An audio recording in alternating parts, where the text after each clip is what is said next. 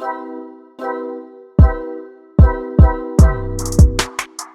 right. Hello, everybody. Welcome to the show. I'm Spencer, and of course, we have our licensed clinical therapist, Nazir. That's Yes, that's you. Surprisingly, uh, jeez, this is the Different Spectrums podcast. We talk about movies, shows, and mental health. We also have some laughs, so don't take us too serious. Also, don't forget to run up those likes. We'd really appreciate it. Subscribe. Yes, subscribe, please. And then also comment on what you'd like us to look at next. What scenes, because we're always willing to listen. So today we are looking at a scene from, I think it's season 4 of Stranger Things. Yep. Last season, whatever. Where Vectum. What is this fucking name? Vectum. What are you saying? Rectum? It's Vecna. Vecna. There it is. It was a Vec. I got half of it. Where Vecna's going through his childhood and his traumas, some would say. I'm not sure. Yeah. Did he like Hitler? I don't know. He probably did. Blonde hair, blue eyes. And in that, let's be honest, it was the same time period as the Nazis were taking over. So I bet he had the same ideologies. Just saying. Could be. That's me. But yeah, we're going to be taking a look at his sociopathological behavior. That was a mouthful. And then also how he talks about conformity. That's the main topic, conformity, and how some people kind of question existence and they spiral from that, especially those who are on the spectrum. Yep. Yes. And then we're also going to be taking a look at a meaning of life, and we'll try to have some funnies in there, but we'll see what happens. Yeah. Between the murder, we'll try to do our best to therapize this. It's you can blame me for this pod, people. You can blame me. There you go. I thought he made some valid points. We'll figure it out. We'll see what happens. So for the scene, we're not going to show Vecna's murder of all of his family members / animals into him being a serial killer. We're not going to do that. And the children at the hospital, we're not doing that. Yep. It's a little much. So you could call us pussies if you want, but you know what? We're taking a chance here. We're going to be talking about Nazis, so I think we're good. Yeah, we're going to be respectful, and but we want to show some parts where he starts talking into his pathology and his ideations, his thoughts, his ideologies, and so we're going to get into that. Yes. So, Nazir, anything before we get into the clip? That was it, man. You've actually caught it pretty good. You said some mouthfuls of words, some things. That's what I do. Yeah. College degree, even though it's in marketing. It's fine. Yeah. Let's do it. Let's check it out. Whoop, whoop. Vecna. Dun. We're not going to do 4. Dong dong. Let's get to the clip. That was terrible. Jesus. But then, to my surprise, our new home provided a discovery and a newfound sense of purpose. I found a nest of black widows living inside a vent. Most people fear spiders. They detest them. And yet, I found them endlessly fascinating. More than that, I found a great comfort in them. The kinship. Like me, they are solitary creatures and deeply misunderstood.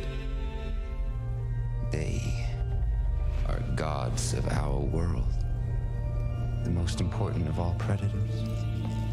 They immobilize and feed on the weak, bringing balance and order to an unstable ecosystem. But the human world was disrupting this harmony. You see, humans are a unique type of pest, multiplying and poisoning our world, all while enforcing a structure of their own, a deeply unnatural structure. Where others saw order, I saw a straitjacket. A cruel, oppressive world dictated by made-up rules. Seconds, minutes, hours, days, weeks, months, years, decades, each life, a faded, lesser copy of the one before. Wake up, eat, work, sleep, reproduce, and die. Everyone is just waiting for it all to be over, all while performing in a silly, terrible play day after day. I could not do that. I could not close off my mind and join in the madness. I could not pretend. And I realized I didn't have to.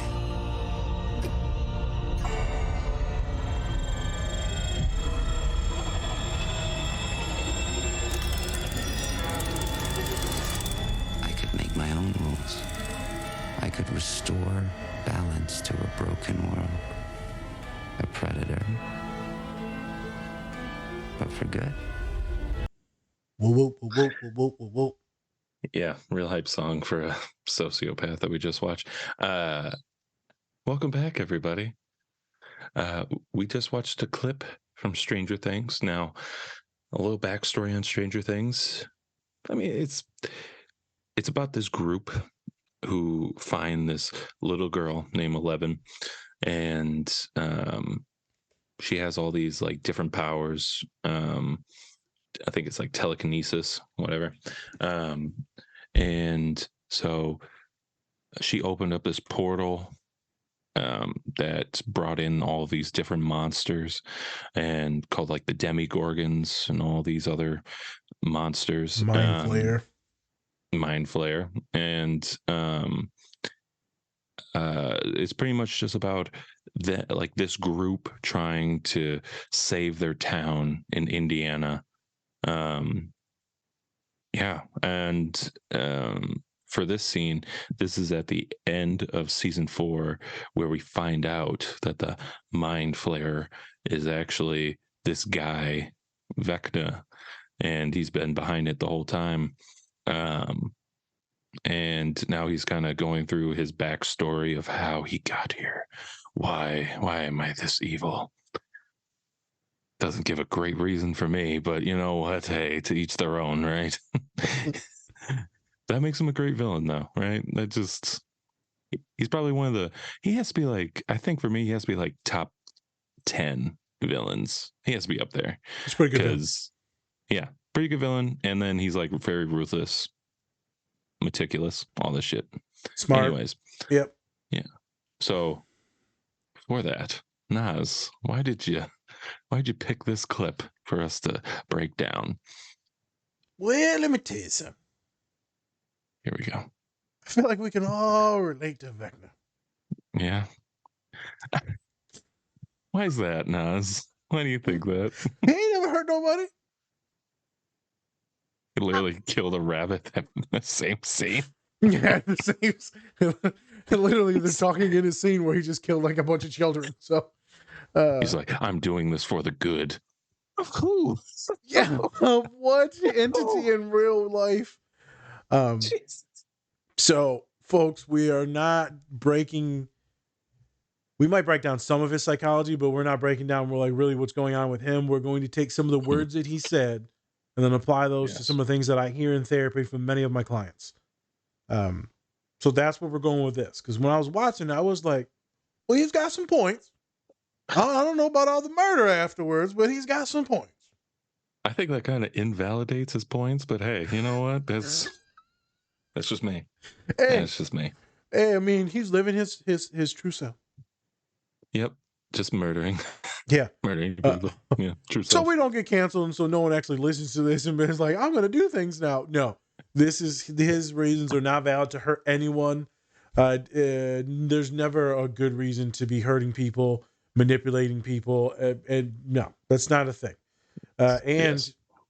not saying that it would make it I'm a better villain or like vindicated, but I didn't hear Mhm. much real deep trauma or abuse happening in the family. Not that you need that to happen for most of the villain story arcs. There's some really bad trauma that happens, and then they become the Right. villains, and thus they seek vengeance and retribution and all that stuff. Yeah, his wasn't that bad. His seemed like just a kid that was He was a weird, but maybe well-off bullied. child. That was just weird. It was just weird. They didn't even say if it was bullied, and it seemed like a very privileged white family. He probably was bullied. I mean, if you have like friends that are spiders, I think, and you're like connect with spiders in that way, Yep, you're probably, there you getting go. bullied a little bit, especially Probably. back then. I think that's like the 40s or the 50s. Yeah, probably not the Yeah. best. Yeah. And so that's what we're gonna get into. Yeah. Uh, I'm watching it and you hear him talking, and he's saying, I never fit in. I was always like Mhm. this outcast, right? I found this family in these spiders, but it wasn't because like they accepted him and he accepted them. It was because they were like these. He was infatuated with them being predators, and And like they were control. misunderstood. Yeah. Oh, he felt like they were misunderstood, and so he related to that. But then he, warped some things and twisted some things. Um, but he talks about conformity.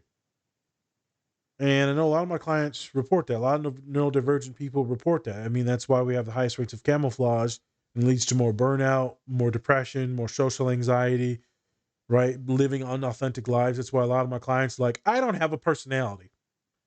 I'm like, motherfucker, you're 22. You got a personality. I know you do because I don't Mhm. even like you. And if I don't like you, that means I don't like your personality. I'm going to use my powers now. Yeah. Murder. No, no, no, no, no, no, no. No, no, no, no. Yeah. Nosebleed. That's the one thing I don't like about Stranger Things. Like, oh my god, they're so strong. Nosebleed.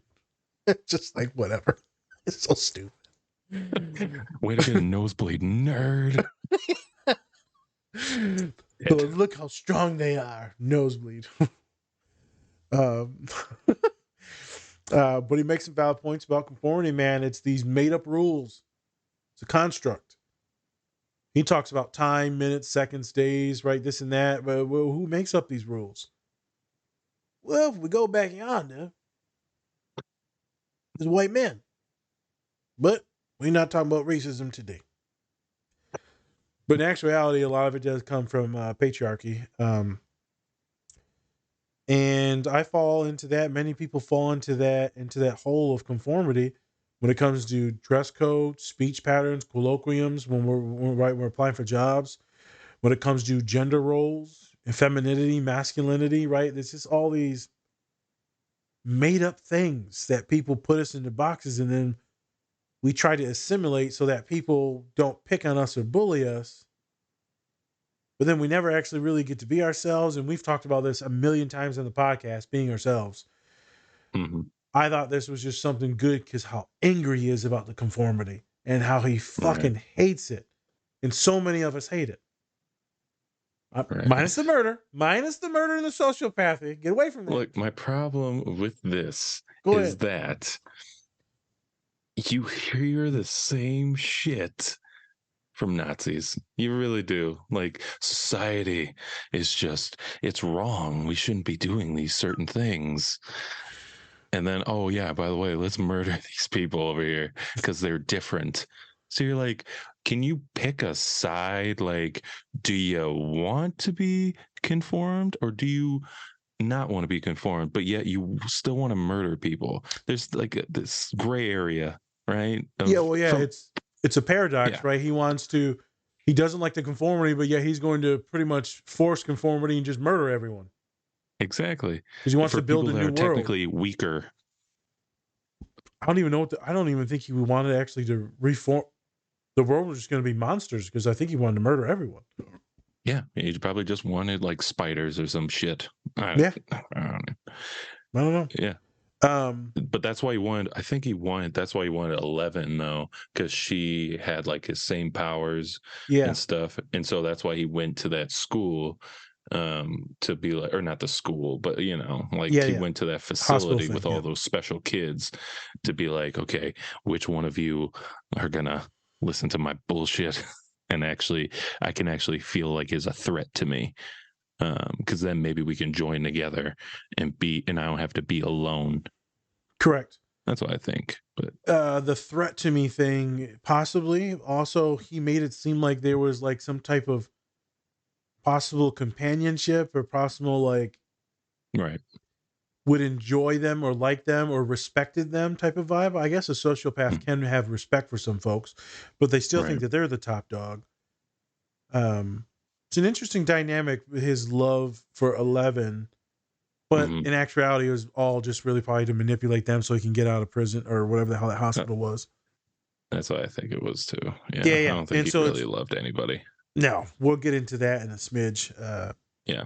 So that was the big thing, is the conformity man. Is so many people report it, and everyone's trying to fit in, right?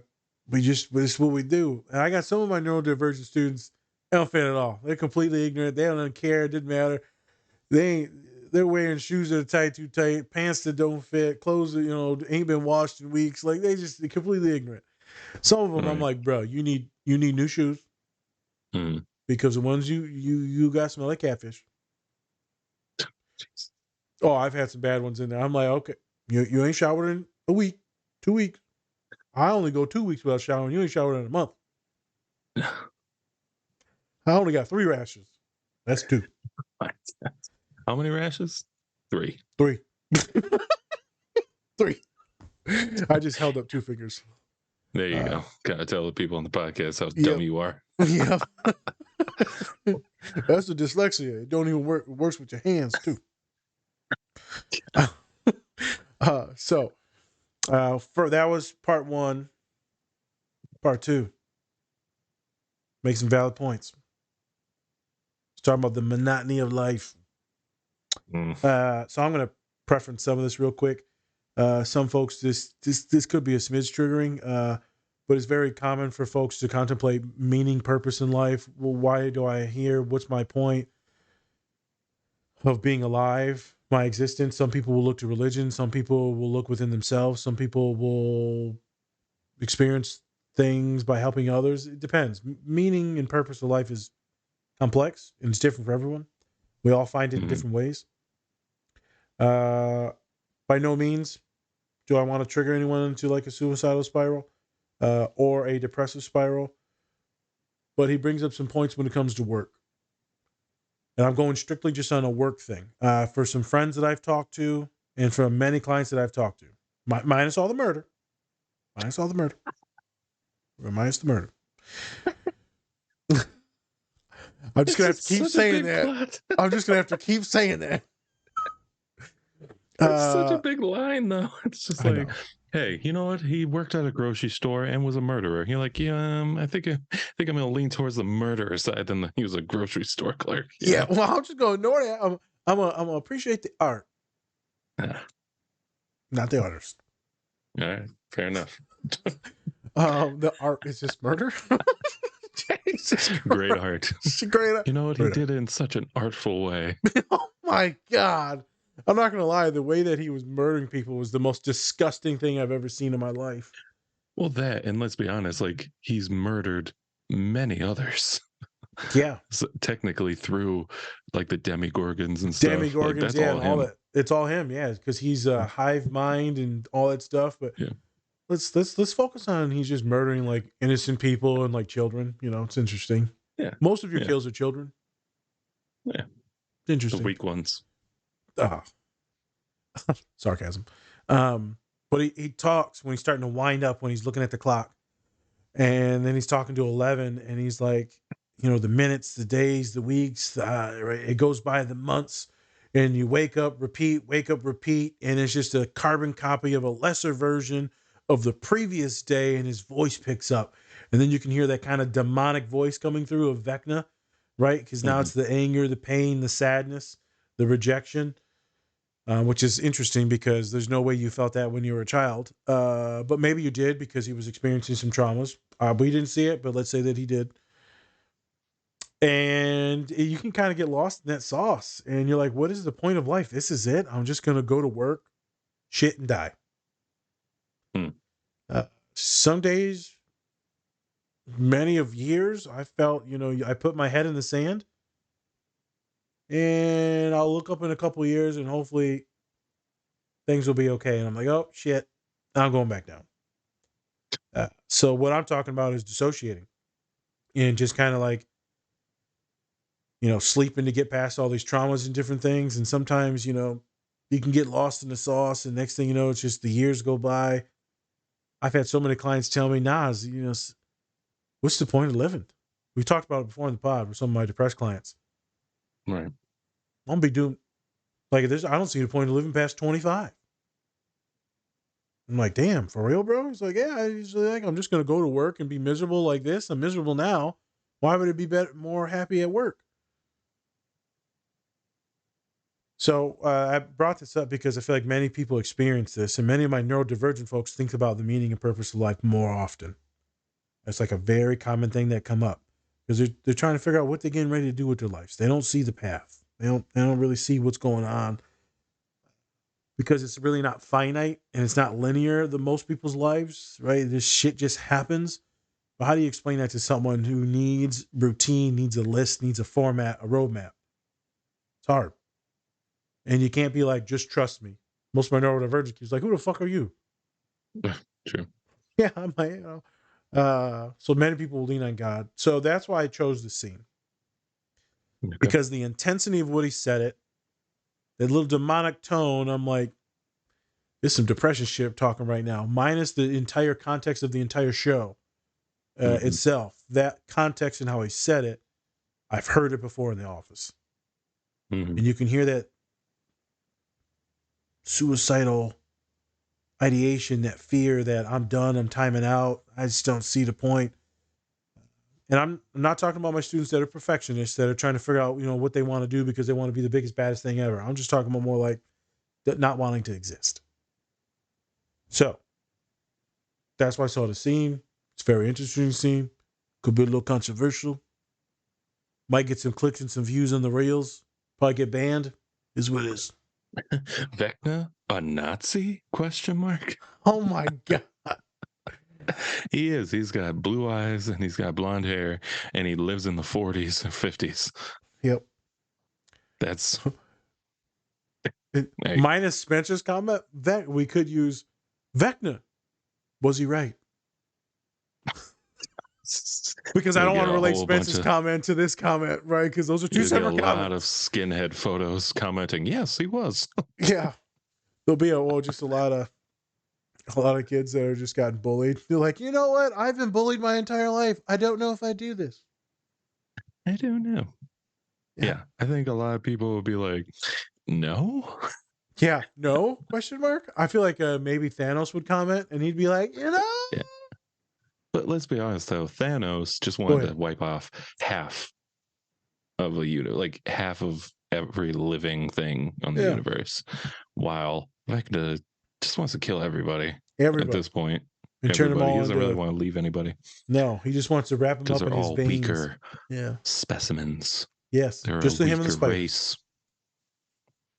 Weaker race. See, maybe he was a little fucking. I'm telling you. Yeah. Yeah. Oh yeah, that's a good relation. I mean, there were Germans in there. Or no, they were Russians. Really? They're all Russians. That's right. The Russians. Really? Yeah, Germans. Go on now. Yeah, it's different. What we get? Yeah, so some intense stuff there. I mean, in some of the comic book versions, Thanos was a straight up psychopath schizophrenic where he was murdering everyone, killed his father, and all this stuff. It was a little different.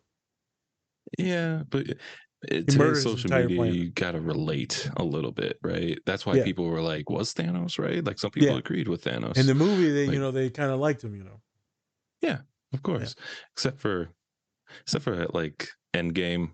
That's when people were like, yeah, he got a little too crazy. But that's a whole different topic. See, people can like him or like Killmonger. They're like, oh, he just only wants to murder all the white people. People really did kind of side with Killmonger, and they're like, man, why do they have to kill him? Yeah. He was like, I'd rather drown than be in like a slave. And you're like, all right, fair enough. Fair enough. And right, he didn't want to like just protect the family and all that. He wanted to go murder all of those folks that hurt the black folk in America. So I mean that was intense. And so he comes back in Black Panther 2. Didn't know that until today. Because it took you forever to watch it. I'm caught up with the times, people. So I feel like people can relate to a lot of these villains. Like I love me some villains. I love Venom. I love Magneto, and they've killed quite a few people. Darth Vader. Love Darth Vader. People love them some Vader because they're flawed individuals, but there's some good in them. Vecna. Yes. I don't see any good coming out of that. I don't see any redemption. No. I think 11 tried at the end there. She really did. When he was like holding her up and, Papa, hurt you and beat you and did all these things. And he's like, nah, Papa was just some punk. He wasn't no monster. He's just some idiot. I could have killed him in a second. Yes. Yeah. So, Spence. Yes. Vecna. Yes. Sociopath or Mr. Rogers? That's a tough one. They both wear sweaters. No, they don't. They both like children?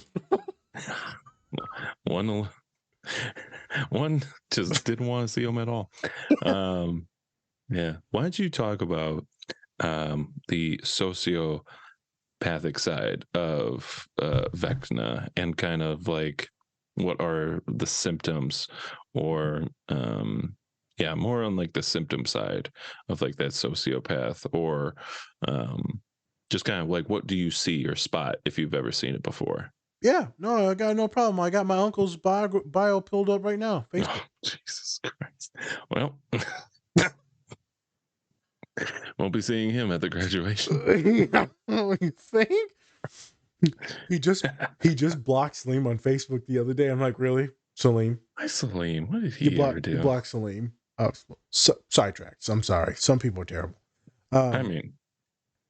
Let's look at antisocial personality disorder. So to be a sociopath, aka psychopath, some personality disorders that need to go on. And there's at least 2, antisocial and narcissistic. Symptoms of antisocial. We're not going to get super in depth, like I said, in this character, but I wanted to go over it real quick because you will run into these folks. Ignoring right or wrong. And it won't be all the time. Sometimes it's very subtle. Telling lies to take advantage of others. There's usually a manipulation of others. Right. Not being sensitive to or respectful of others. So, right. And if you are, that's just because you're playing the game, the long con. None of it will be genuine. It won't be empathy based. It'll be just a con. Using charm. So many of your sociopaths are going to be very charming. And so even him, right? Very charming. Got 11 to do a few things, right? Played the strings, got out of the hospital, the prison, right? I mean, very charming. Right. Will use charm or wit to manipulate others for personal gain or pleasure. So perfect. Having a sense of superiority. Extremely opinionated. Deep opinions. Yeah. He was like, I'm going to kill everybody because they're just not spiders. Because I like spiders. Yeah. I like turtles. Sorry. God, can you imagine if that kid was just like a murderer? Someone needs to check him out. I like turtles. That's all I like. That's all. The turtles will take over. Me and the turtles. It's just him just pouring ooze on a bunch of turtles to get him to turn to Ninja Turtles. He just has an army of Ninja Turtles in his backyard. Yep. And they already like dominoes. There's a lot of comorbidities right now between Stranger Things and the Turtle Kid. Hey, dominoes causing problems. We need to look into this. Having problems with the law, including criminal behavior. So not always. This could go on for a long time. A lot of your white collar crimes and things like this, they can get away with hurting millions of people and embezzling millions of dollars. Technically, a lot of these dudes don't get caught, or you can be laying off millions of people or thousands of people. You really don't care. Right. You don't always have to get in trouble and there's different types of sociopaths as well. But that's a couple different books I can recommend people check out. Being hostile, aggressive, violent, threatening to others, Vecna to the T. Mm-hmm. Feeling no guilt about harming others. So I've worked with some clients. I'm teasing out, what's going on, so I got some clients that want to keep people, right? They, if someone's hurt them or this or that or something's going on, people have had homicidal thoughts. Right. But rarely do I ever see like there's the harm others or they'll take advantage of others and there's no guilt, there's no remorse at all. Rarely will I see that. I have seen it though. I have seen it where clients will take advantage of people, their partners. I've seen it in relationships. Well, they'll use them for money, they'll use them for sex, right? And they'll be cheating with them on a bunch of other people and stuff like that. We're not talking about normal type of cheating. We're talking about some crazy stuff now. Jesus. Like when they come to my office and they'll tell me what they're abusing and what they're doing. And I know they're playing games with me in the office.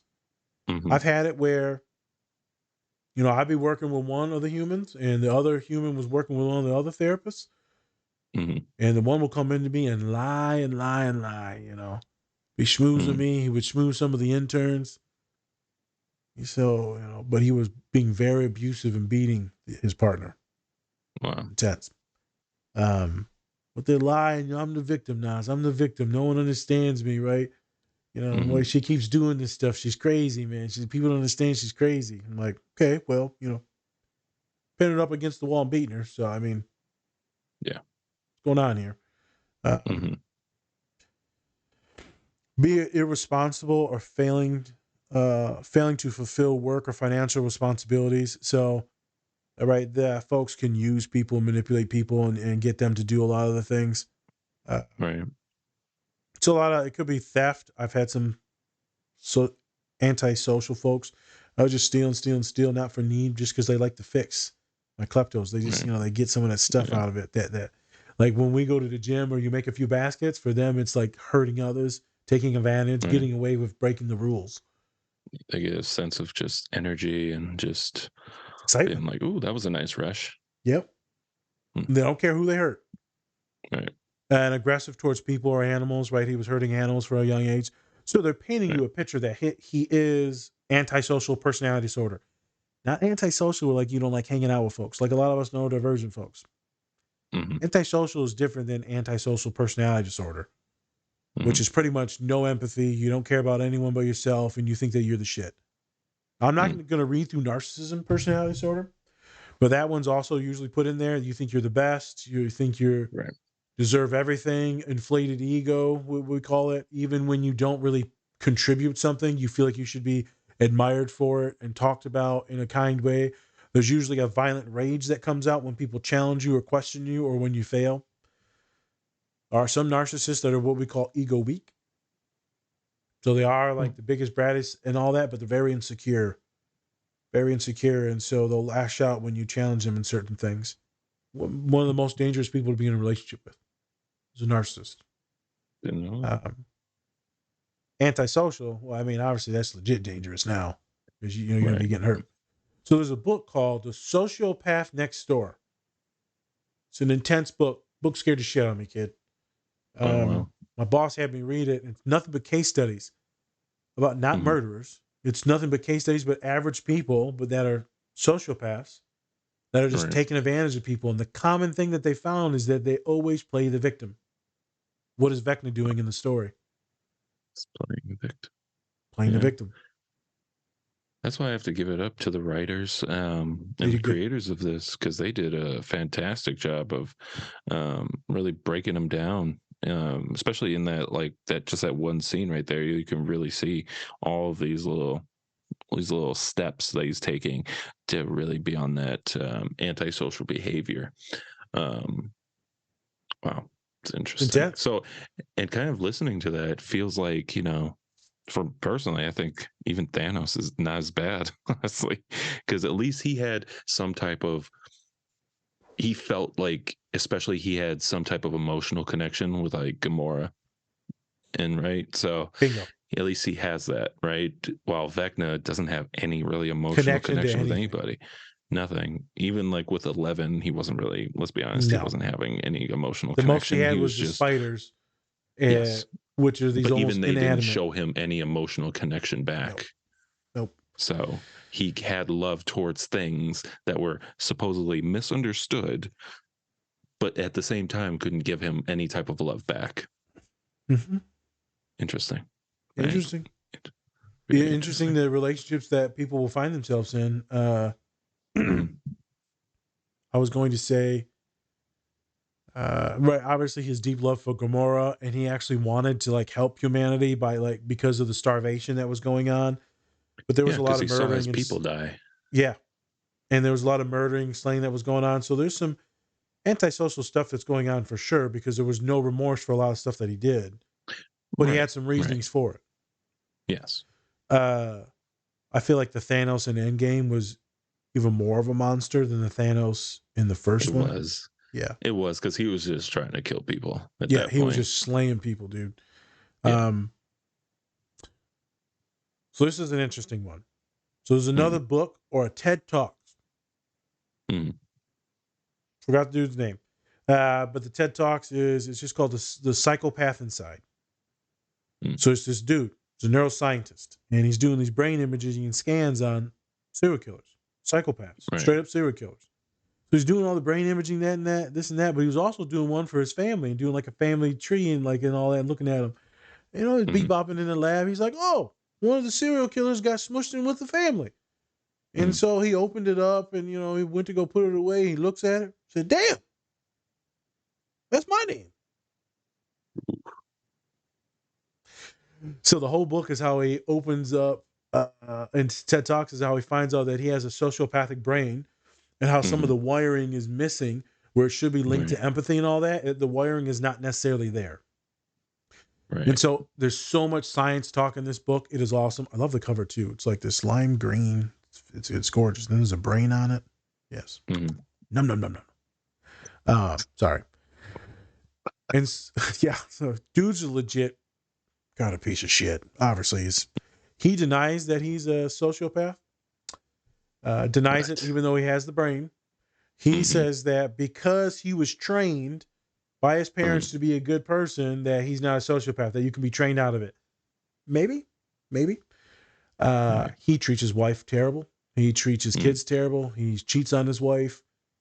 He's pretty violent. He has a lot of manic episodes from what I've seen. So I think he's also could be bipolar. He's also broken the law many of times. He's got out of it many a times, and he says it in the book, but he doesn't talk about it. He's white, and he's hella rich, and he knows the cops. I'm like, you're getting out of these things because you're like privileged as hell. I know how to talk my way out of situations because you're charming. And so it's interesting his views and how his family hates him versus everyone else's views about him. Right. So in the book, though, it gets a nice little in-depth talk about like autism and how people say there's no empathy, there's no emotional expression. It's completely wrong. But they talk about how that and then versus psychopaths, sociopaths, antisocial. And they talk about the different wiring and neurology and how it's completely different, the two. Folks on the spectrum is some of us, not all, but the inability to emote those emotions, but there's deep feelings and things that are going on, deep connections, all of it. There's a lot of emotions going on that may not show it on the surface. Antisocial, it's not even connected to where it should be. Right. But you could still fake it. Right. Well, a lot of neurodivergent folks, they can't do the faking it, but they do all the feeling. It's completely different.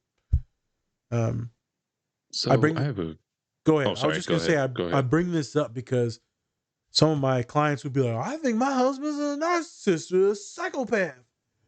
I'm like, it sounds kind of neurodivergent to me. I'm not going to lie. I mean, he's not doing anything bad. He just like doesn't talk to you. And he's like hyperfixated. Seems like a narcissist. Probably he sounds like a piece of shit, but I think he might be neurodivergent. And he's a piece of shit. You can be both. You can be both. Go ahead, True. Spence.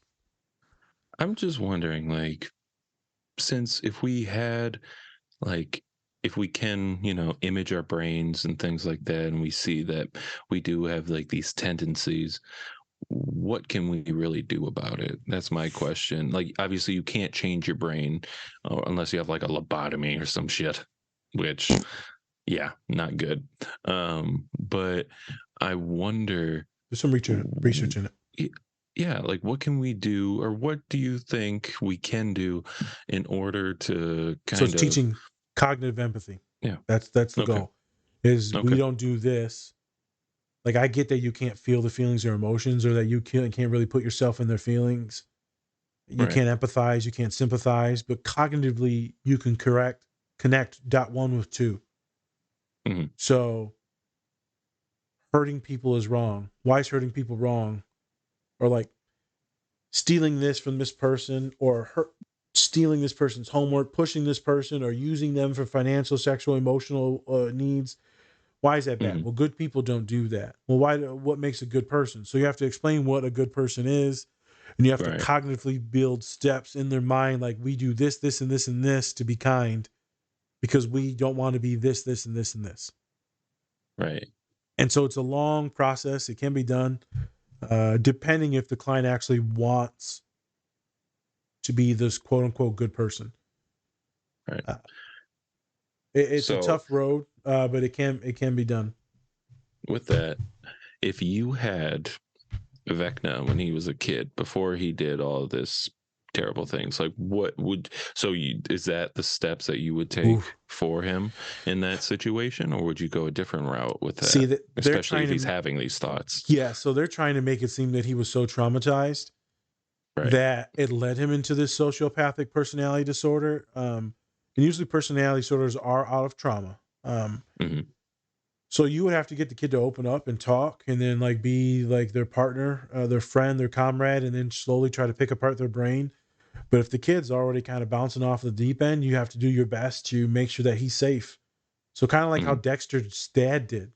So anyone Oh that yeah, watched Dexter, his dad did his best to give him cognitive empathy and he rules and did. formats and how we don't hurt people, specifically good people. Great show, Um, by the way. Great show. That's a show that we should probably dive into. Oh, we definitely will. Definitely I will. actually think we have it written down. But bro, it would be tough because if the kid brings up like some homicidal tendencies or wants or needs, then you got to report it, and then he's going to an institution because right he's harmful to others. Right. I've got some clients that have said some weird stuff to me this in the past couple years. This year, Hmm. past couple years. Rarely do I get weirded out, bro. And I've told you this. Rarely do I get weirded Yeah. out. Every once in a while, you're like, oh, Yeah. That's not uh, good.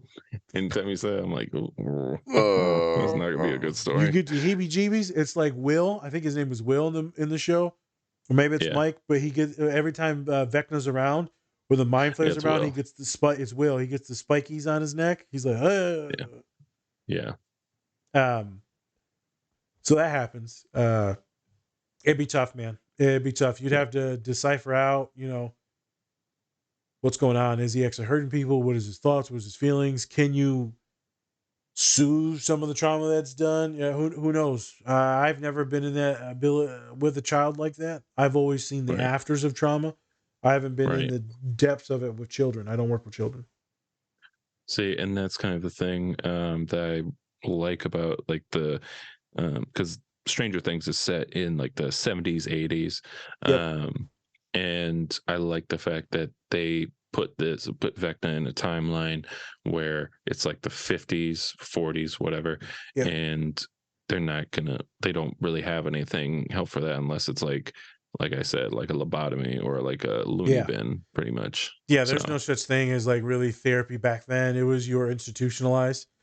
yeah. It should be noted that autism, not too long ago, was Mhm. seen as like this demonic thing, and you Right. were institutionalized and in some places killed. Oh Uh, wow.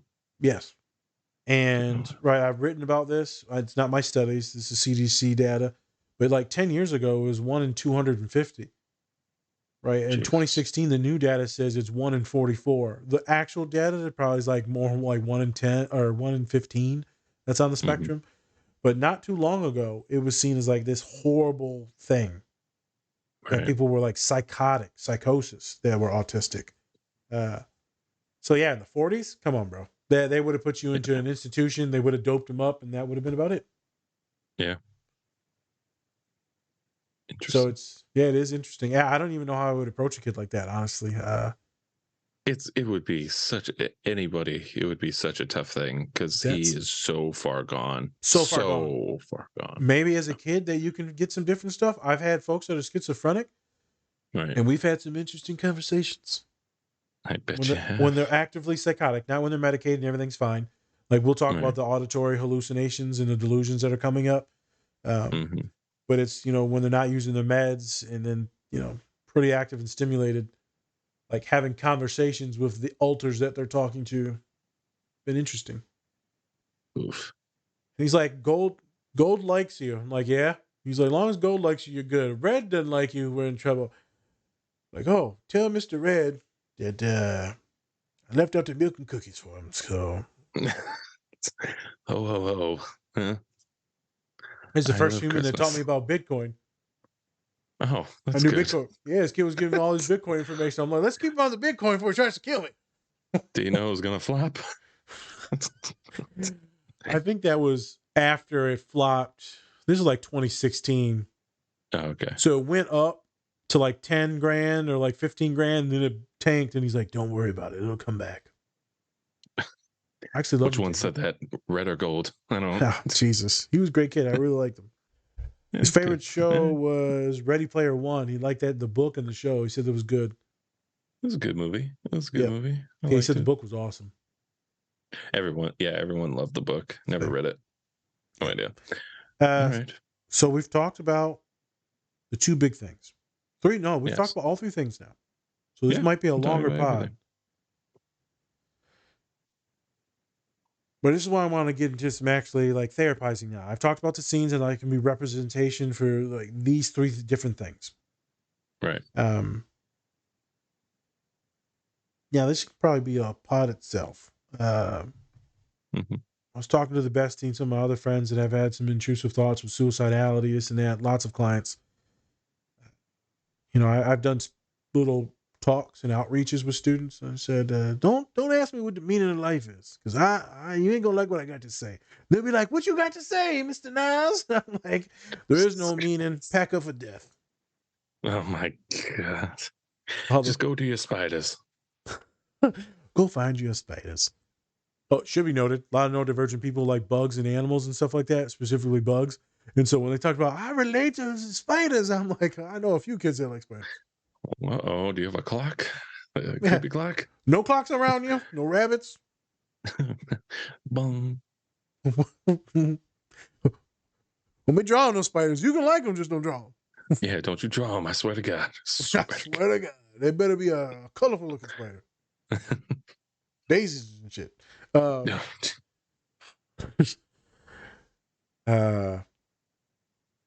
So whenever I get a student that's in what we call nihilism, or some folks will think about chaos theory, and there's a bunch of different philosophies to life. But there's nihilism, like there's no meaning, there's no point to any of this shit. Doesn't really matter what we do, and then that can lead to a lot of depression. Right. Part of me believes some of that stuff. One of my clients told me my ideologies like this one sector, and I'm like, oh, okay, forgot it shit instantly. So whenever I get a client that's nihilistic, it's usually really bad depression. It's usually really, really bad depression that they just can't see themselves living multiple years or going through this. Who the fuck would want to be depressed and can't get out of bed, can't brush their teeth, right? Who would want to continuously live all the traumas that they've replayed in their head? Like, right. I get it. I get suicidal ideation and intrusive thoughts. Not saying that it's correct. Not saying that things won't get better, but I get why some people want the pain to stop. So when I get my nihilistic clients, I like to show this video clip. Guess, go figure. Different spectrums. What? It's Martin Luther King's, not I Have a Dream, but the mountaintop speech. Yeah. So he does in Memphis before he dies. He's sick. He gives a speech. And he talks about this woman that almost killed him. Right? So now people know that he was this lady, what they call crazy lady. But she stabs him in the chest when he's coming out of a meeting, right? And he should have died. And the doctor goes to him, if you would have sneezed, you'd be dead because you missed your artery by like literally this. It would have pierced right through you. Would have bled out in seconds. And so that was in the paper. So this little white girl writes to him, and he talks about this in the last speech. Mr. King, Dr. King, I'm so happy that you didn't sneeze. Mm-hmm. And then she says a bunch of other nice things. And it's a really emotional, very powerful speech. And I play that for students. So I say, hey man, if you would have sneezed, the movement probably stops at that time. And me and your ass ain't in college. We probably getting our asses kicked somewhere else in sectors of the United States. Sectors. Yeah. So it's pretty cool that how the impact of like one human can change the entire world. Mm-hmm. He didn't probably know it. All his friends didn't know it. All the people that probably died didn't really know it. But it's all these small little impacts that change the world, change people's worlds.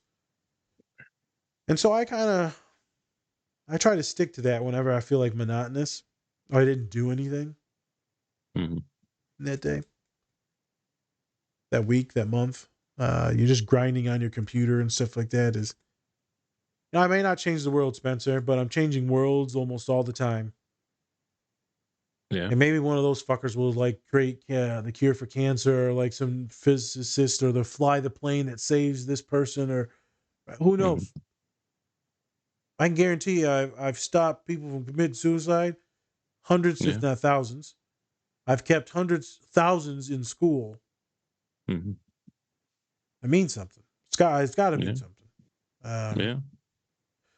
So I guess my life does have meaning and purpose. But what about the people that are just working at McDonald's? What is their meaning and purpose? Well, that's where we get real scared, because my students will say, well, Nas, you're helping people.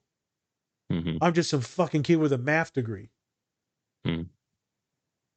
So then we have to start breaking down their meaning and purpose, and where do they find their life satisfaction and their joys. And so, Spence, you've talked about this, me and you, tons of times. What are the joys? What are the things that you enjoy? What are your hobbies, things, friends, love, your Novembers? Yeah. I don't know if you've ever thought about this thing this deep, is like, what's the meaning and purpose and point of life? Like I told you, are we just fucking in a video game when aliens are controlling us and we're just like a marble in a fucking garbage bag? No, I've never thought about that, honestly. Only because I just try to find welcome to depression, small joys. well, that's the thing. Like, I just try to find, for me personally, I just try to find small things that make me happy each day. Right. For the folks aren't seeing this, I'm pointing at Spence like viciously. This is where we start in therapy. Continue. Sorry to cut you off. But yeah, no, I just think that I can always dwell on the things that I can't control. But what's the point? What's the point in doing that for me? I know for a lot of people, that's a lot easier said than done. But if I always just look back on all the bad things that could have happened and or could happen, then I would just be stuck and I wouldn't really move anywhere. I would just not do anything. And so for me, it's always just trying to find little things, like even if it's seeing Dom for the day, or for a week, or if it's just talking to you, be like playing certain music that gets me in a good mood, or making a shot that I really wanted to make. Yeah, just anything like that. It's talking to your mom, right? Yeah, who knows? Just taking things where where at least for now I have an advantage over being depressed. Like, I have that advantage of having people in my life, having things in my life where I can do those. And a lot of people don't want to see that positive side. Or maybe they can't. It's hard. But there's something in your life that makes it positive. And so why not just I don't really try to focus on like what's the meaning of life, because I'm just living life. Fuck it. Like, I'm just going to keep on going, even if it is a big video game. At least I'm having fun. So one of my clients said in group therapy the other day, he said, it's to have fun. I said, a lot of my people I work with ain't having fun. Right. And they're like, fuck. I usually start with a lot of people is the small things. There's a reason why I like opening the door. So my mom told me to open the door, or she's gonna beat my ass. Well, that's one reason. Okay. But she always told me to open the door, and then I started watching. Every time I open the door, everyone's so nice and so happy. Majority of the time, you always get them kind of assholes every once in a while just walk in. I'm like, damn, bro. Yeah, don't even say shit. Like, okay. Yep. Yeah. Smack. Like I was walking outside the gym today, and I waited a few seconds. Mm-hmm. I don't know. I heard this somewhere, man, and I'm fucking up the numbers because I'm not good with anything. But they said, man, if you can do like just 20% of the easy things, 10% of the easy things, like holding open the door, saying thank you, you're welcome, addressing people how they want to be addressed, you can just do some of the basics. 10 to 20%. Actually, just try to do it. And if you can just do like 3% of the hard things, where you might have to pick up the phone call to talk to someone, or you might have to go to someone's house, or maybe you gotta, they gotta cry on your shoulder, this or that. Who knows what it is? Maybe you gotta go pick up your homie's kid from daycare or some shit. I don't know. That's something that actually takes time and energy. But like I said, if you can kind of follow this rule where you do an incremental measurements going downwards, 10 to 20% of the easy stuff, right? It's right there in front of you. Just try to do it.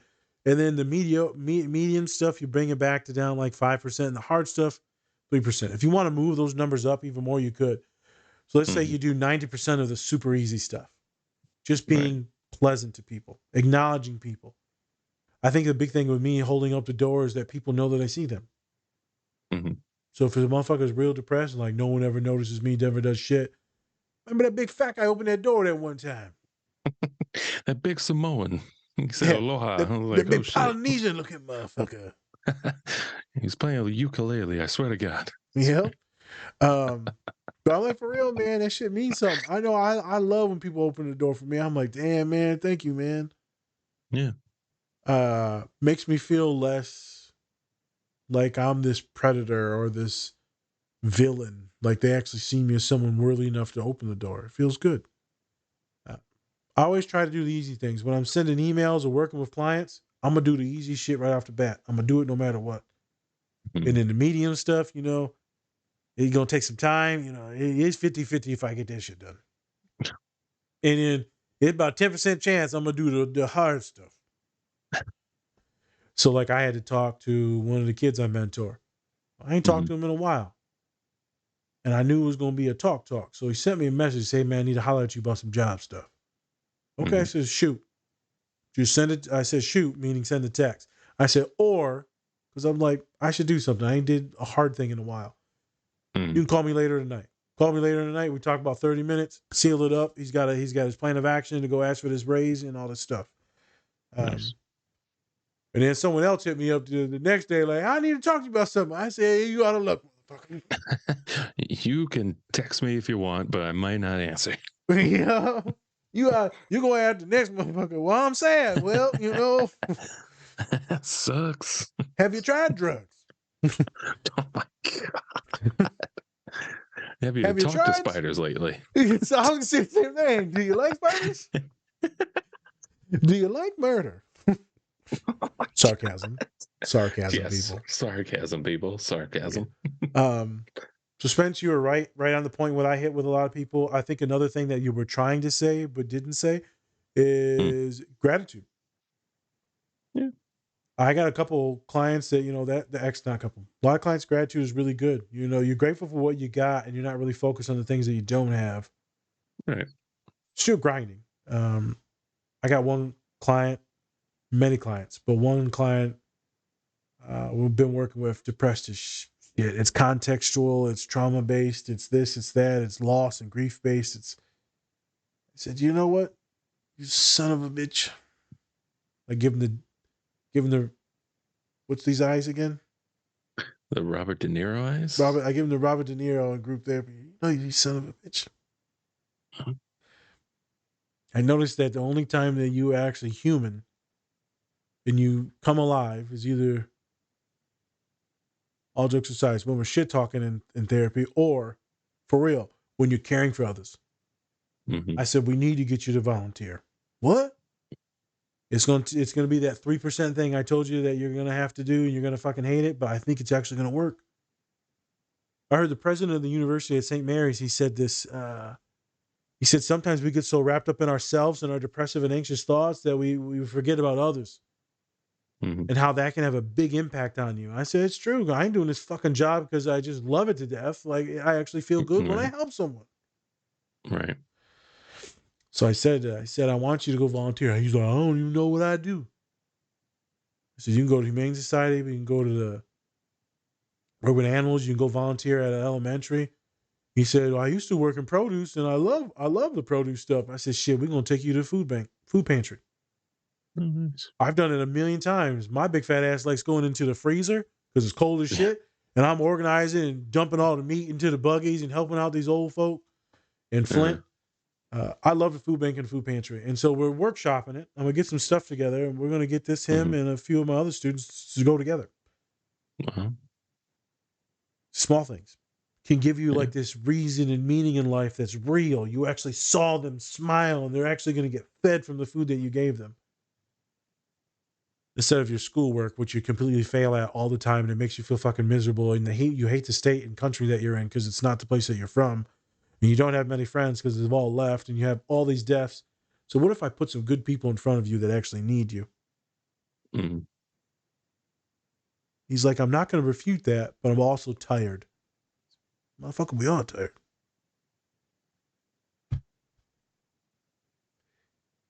Like I said, I don't know if there's meaning in life, but it's up to us to figure out what our own meaning is. Yeah. I'm not suicidal, folks.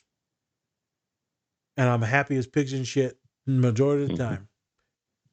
But Spence, you asked me a question, I think last week or the week before. You said, what is the big goal you're shooting for, Nas? I said, how the fuck do I know?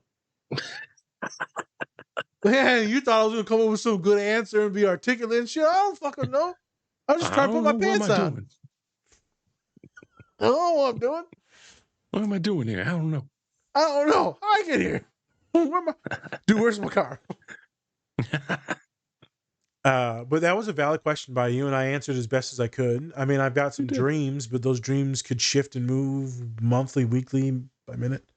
For you, it's the same. You may not think about it like me, but your goals and things are shifting per day, per week.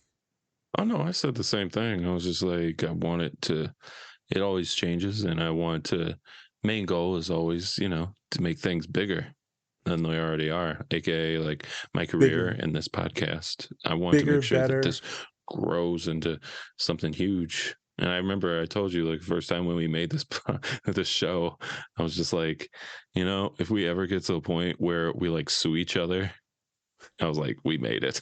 We made it. Jesus Christ, I don't remember that. I'm worried now. I remember that. I was like, it's just you're thinking about it. To a point where we ever sue each other in court, we made it. We did it. Yeah.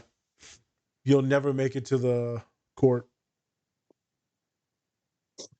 That is on record, people. I'm